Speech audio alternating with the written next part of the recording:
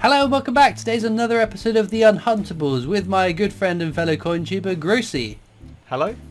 So today's video we're going through 20p coins. So what are we looking for, Grosey? We are looking for NIFCs 1986, 2017 and 2018. 2008, the Gardener, or whatever the other name for it is. Crown Tudor Rose. That's it, sort of low minted. Also 2008, obviously the undated 20p. And any sort of territories, anything else of any interest really? Of course. And of course this will be split over two videos, so you got to go to Grosey's video after this to see who found the best coin. So hopefully it's me, because I've got quite the win streak on this series. But no, so in terms of new coin news we normally chitter-chatter about, Charles I is the latest Royal British Monarch's coin. Have you seen that coin yet, Grosey? I did have a little look, to be fair. It looks good. Interesting Yeah. having Charles on one side and Charles on the other.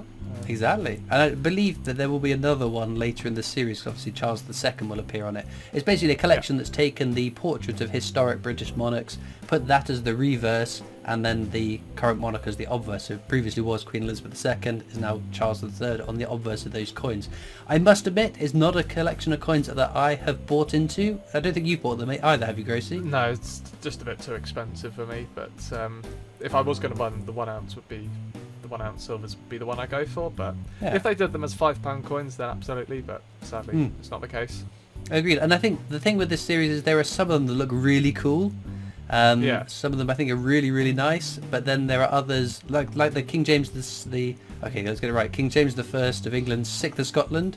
That is a really cool design, but then things like the Edward VII one is just not as exciting a design. See, the Edward VII one, I still think they're exciting in the sense that they are portraits that you would usually see on the pre-decimal coins from that time that are relatively worn away and damaged and whatever. So it's quite nice still to see them sort of in mint condition, if you like. Yeah, I think it's because I've seen them so often on other coins, like in world coins, it still comes up every now and again, and even like the pre-decimal coins when I'm working through them at work, that's not particularly exciting image to me, because it's again quite a common one to see, whereas James I or I must admit the Henry VIII one I'm not a massive fan of. I think they've picked a really poor portrait of him for that. Maybe it's a more exciting coin, there's more behind it that I'm not aware of, but yeah, so again I think if there was a BU Cooper and Nickel version of this series, I would be much more tempted to buy into that series. Obviously there's been the change recently in the King Arthur's Myths and Legends series.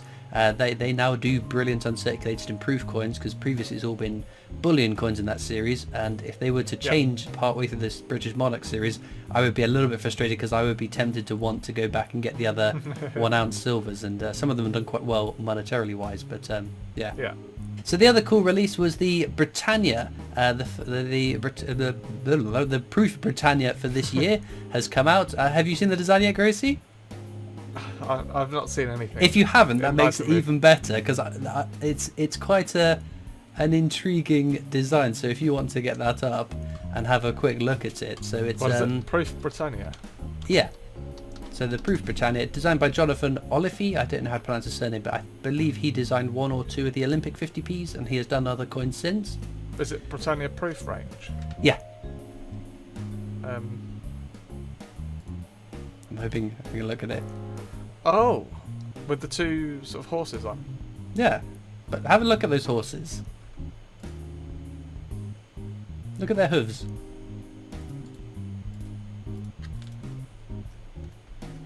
Oh, they're like flippers. Yeah. I just think Fair enough. I find the coin a little bit disconcerting, especially if you look at it's obviously not the wrist or the elbow joint. It's like the knee joint. What would be a knee joint on the horse's leg? It's quite weird, and it's the expression on the faces of the horses I find a little bit weird. And then Britannia looks like she's got a sunburnt nose. Yeah.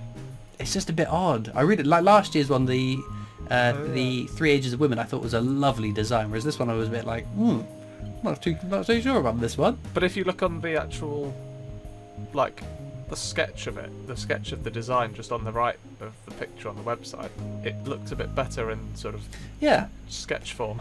And it may be a case, I always say, like the 2019 Paddingtons, when I first saw the images of them, I thought, oh, that looks rubbish. And then when I had it in hand, I was like, actually, I do quite like this. I don't mind that. So it might work better in person than it did just looking at the online picture. But yeah, I was a bit disconcerted by that design. The more I looked at it, the more I stared into the eyes, especially that, I think it's the horse on the left that's got the most bizarre expression. He looks like he's having his undercarriage tickled by seaweed, if you ask me. But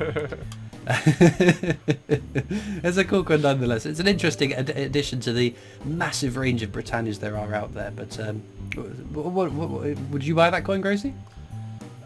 Probably. I mean, I just had look. Again, it's a bit expensive for what I'm interested in coin collecting for, and I obviously then would have to buy them all if I had that one. I think it is a nice design overall. I do like the waves in the background and the waves right at the bottom of the coin. That they are stunning. That's done in a really nice way, and I do like the scales on the bottom of the seahorse, because they're sort of seahorse horse hybrids, aren't they? Oh right, I see. So there are elements to that design which I think see. are really nice, really cool, but overall it's a little bit of a disconcerting image. But there we go. Obviously the most exciting news though is the royal proclamation about the designs for the coronation coins of King Charles III. I'm glancing down because I've got it up on my phone. So the royal proclamation is an early stage in announcing what's going to be on new coins, and we get a little bit of a teaser as to what the design is going to be. So the 50 pence, it says that the reverse of the coin, that's the head side, the tail side of the coin, will show the royal cipher set against a depiction of the section of the exterior of Westminster Abbey, which is quite interesting. And then the £5 coin, it says that it will be a depiction of the St Edward's crown, that's the coronation crown, accompanied by the sovereign sceptre with dove and the sovereign sceptre with cross of the inscription, whatever. So rather exciting to get a first sort of, well, not a glimpse, but an idea of what this coin is going to end up looking like. Because we're excited to go to the Royal Mint in May, aren't we, Grosey? Oh, definitely, that's going to be great fun. Obviously, if anyone wants to come and book, that would be the time to go if you're ever going to go to the Mint, I think. Yeah, as I've been telling everyone, if you're only going to go once to the Royal Mint this year, Coronation Weekend, Saturday and Sunday, looks like, although it's not been confirmed, there will be a strike on the day coin. It'll be interesting because it's the 2 days blocked out. Will it be 50p day one, £5 day two, or will it be the same coin over 2 days? That's a good point, to be fair. Yeah. Am I being too optimistic, hoping that they will have 2 different strikes on the 2 different days? But then, presumably they wouldn't then have normal ones, because where we've had the strike on the day, that actual coin has been just the normal strike your own for a period. Yeah, so like for the Platinum Jubilee, it was the strike your own before. Then on the Saturday, it was or Sunday, I can't remember what day it was now. It was the special strike on the day, and then after that, it reverted back to the same coin, well, with different obverse, but back to that being continuing for a little bit. So yes, it's we're all very excited because these strike events have historically been a lot of fun, and lots of people have turned up for them. Oh, of course, yeah, no, they're great fun. I'm also excited to see if the 50p ends up in circulation. I think it will, but I think it's a good chance that this is going into circulation. I think it's one of these key historic royal moments that I'm sure we will get at least 5 million of them out in circulation. See, I'd rather not have that many. I'd rather, again, like 2.5 or something. Yeah. To be fair, for me personally. What was the last 50p that came out that's got a really low mintage, like the 2018? The 2018 Potters, yeah. Or Isaac Newton. Isaac Newton was before that, wasn't it? Yeah, 2018 Potters. I can't think of anything else after the Beatrix Potters that you deemed scarce. No, nothing else. Obviously, we don't know the final mintage figures for some of the more recent coins, but we've got indicative figures that they'll be minted up to, but nothing that's going to end up as low as, or not expected to be as low as one of the more exciting coins. But also I wanted to have a quick chat, because we are running towards the end of my half of this video, about signed Benjamin bunnies. Oh yeah. So I got 3 in my last 50p coin hunt uploaded yesterday. Yeah. So I got I got a Grosey signed one, I got a Christopher Collect signed one, and I got someone who hasn't come forward yet, and I can't quite work out what it says, but I'm hoping that they will contact me at some point. I thought it looked like Adam or something, but I could be wrong. But yeah, I don't have a picture of it to hand, but yeah. But I think because we're both very much advocates of people signing Benjamin Bunnies, whether you make videos, whether you're just a viewer, it's so much fun having one of these coins turn up, don't you think? Of course, I think that yeah, it's without the 3 of those signatures on those signed bunnies, it would have been or just the normal bunnies. Apart from the fact that you did find, spoiler alert, a couple of other sort of Olympics and things as well. Yeah. It just makes it a whole lot more exciting. Yeah. Without those, it would have probably just gone down as a normal 50p hunt, to be fair. Yeah. So what would you say to people that, because I get it an awful lot, so that I'm defacing a coin that a coin collector could enjoy? Yeah, I mean, I think that, again, they're your coins, do what you want with them, as far as I'm concerned. I don't think that it is the same as, for example, like hitting it, like damaging a coin with a hammer so you can't actually use it, or tearing a banknote or something like that. And at the end of the day, even though it's a permanent marker, if you actually rub it hard enough with your finger, it will just rub off without a trace. So as far as I'm concerned, there's no harm done. It's just your name as well at the end of the day. It's I've seen a lot worse things written on coins. No.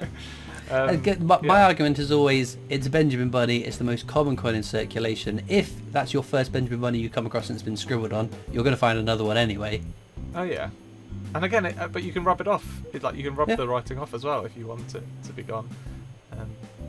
But that's my view anyway. I just remember doing it for the first time and it being a silly thing. I think I said something like, "I'm going to make Benjamin Bunny better again," and I love that loads of other people have started doing it, because it just adds that little bit of fun when they do turn up, whether it's a viewer finding them, and it's interesting to see where they end up, isn't it? Oh, definitely. It's obviously we pay them back into the bank, and then they go back to the cash centres, and then they get distributed across the country. So it's fascinating to see how far and wide the Benjamin Bunnies turn up. Definitely. I mean, it's also quite interesting to think about how, I think someone commented this on your video as well, that obviously you've signed Benjamin Bunnies, but think about, and obviously one of them has now come back, but the amount of coins that you don't sign, which probably do come through your hands multiple times over the course of the whole span you've actually been doing it, or we've both been doing it, is quite interesting as well. I do think, because of the volume of Benjamin Bunnies I've signed, and the fact that this is the first one that's returned to me, I'd like to think that the amount of coins that I'm seeing multiple times is quite low. Although, I suppose, but you sign maybe 2 or 3 Benjamin Bunnies every coin hunt, which is like one of, 500 coins? Or 2 or 3 or 500? Yeah. Are you telling me I should mark all of my coins to see how many turn up? If I had the means to do so, and what I'd love there to be, which I didn't actually find on the market, is, like you can get, like, I'll hold up to the camera, I've got like my PO box address stamp, where you like stamp your address on like the back of an envelope. If they had one of those with a permanent ink, so that it because if you just do that on the coin, it just smudges off straight away. I'd stamp every single coin, and like Britannias and stuff, and then what you want to do, you want to get a handful of Sharpie pens and like glue them together in the shape of a G with, I don't know, chopsticks for the empty space. Then you go bang on it.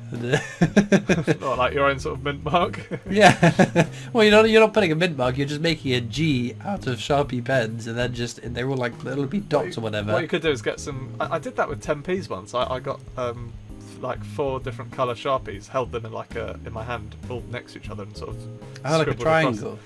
Yeah, well, actually, I did 4 of them, so it was like a square.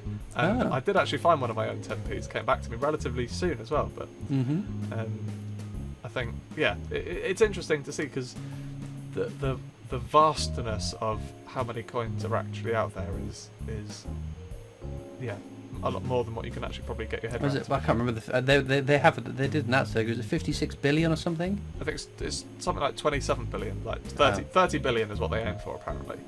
Memory is not my strong suit, so take that with a pinch of salt. Right, with that being said though, we're going to end my half of the video, have a look at what I found, and then you have to hop over to Grosey's half of the video to check that out on his channel. Okay, what did we find then? Well, we've got 1, 2, 3, 4, 5, 6, 7. Is that 7? Yeah, 7 2008 Gardner ones. This one is stunning. Look at the quality of that. I'm sure Grosey would be very impressed with the condition of this one, just compared to a standard one. It is very, very pretty, so that's a definite keeper. And then I've got this one here, which is just, it looks like it's been burned. It's got very cool coloration to it. It doesn't quite transmute or transmit in the video footage, but it does look absolutely stunning. And then the ones I'm sure Grace is going to be very jealous of. We've got this Isle of Man. What was it? Russian Abbey from the Isle of Man. It's very cool. And then this one here is a Gibraltarian one. I can't get over how thick these edges look on it. But we've got some very pretty flowers there. That's from, what year is that? 2016. So yeah, a very cool round of coins. Is it enough to beat Grosey? I'm sure it is, but you'll have to go check out his video for that. So links as ever in the description to my coin collecting Discord server if you'd like to come over and join that. Grosey's on there fairly regularly, so if you want to come over and tease him about his bad luck at finding territory coins and things on this series, then he's always there to tease a little bit. There's also links to my Facebook, Instagram, Twitter, TikTok. There's the PO box you can write into, and of course the Britannia Coin Company, who I work for as my day job making videos for them, so please do check that channel out too. All it leaves me to do now is thank you so much for watching. I hope you've enjoyed, and I'll see you next time for more coins. Bye!